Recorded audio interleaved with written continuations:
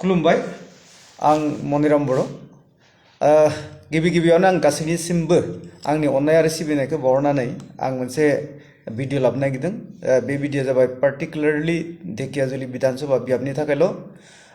आंनि बुंनाय बे बाथ्राया सोरबा बियाबजों जुदि गोरोबोब्ला आंहा बेहाय बुंनो गोनां जेबो गैया, नाथाय सोरनिबा बियाबजों जुदि गोरोबाखैब्ला आंखौ निमाहा होगोन होननानै आं आसा खालामबाय।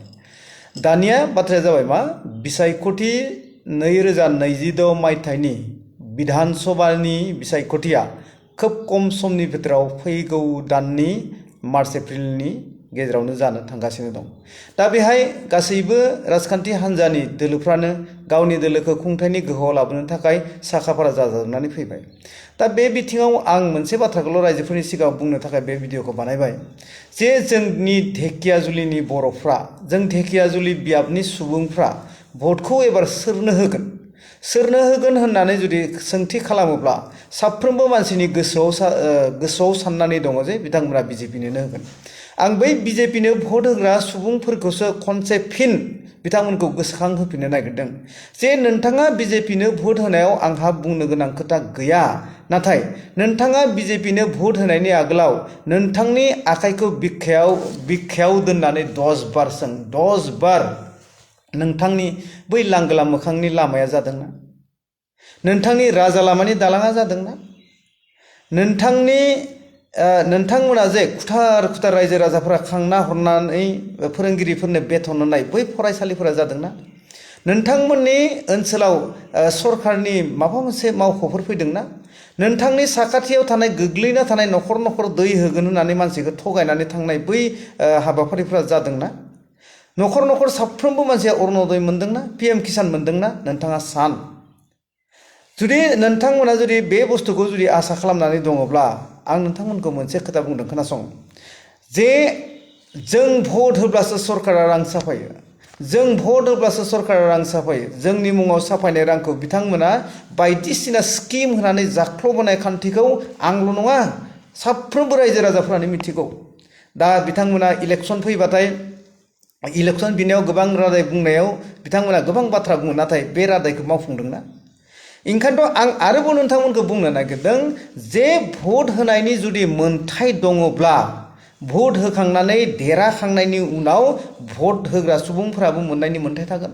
दा बे मोन्थायफोरा बहा गोमाखो?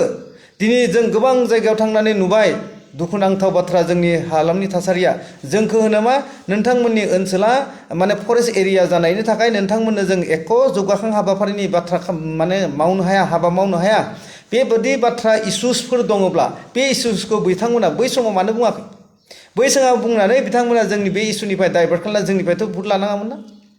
जेब्ला भट लानो फैगोन बिथांमोननि खुगायाव जेबो बाथ्रा थाया।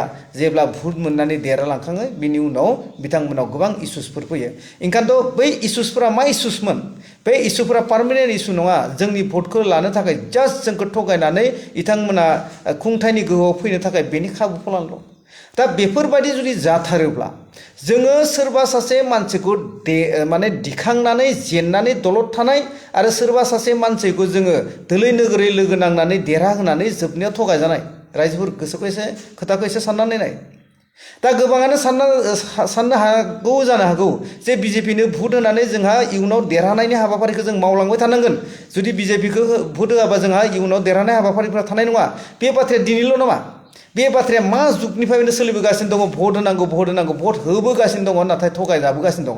ओंखायनोथ' रायजोफोर रावखौबो फोथायनांगौ गैया।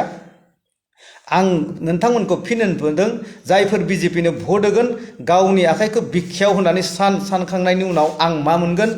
आं इयाव मोनसे खोथा बुंनो नागिरदों जे पार्टिकुलारलि सासे मानसिया जौगायाबा समाजा जौगाया, समाजा जौगायाबा हारिया जौगाया, हारिया जौगायाबा हादरा जौगाया। जेब्लासिम हादरा जौगाया नोंथांनाव एख' जानो गोनां खोथा गैया।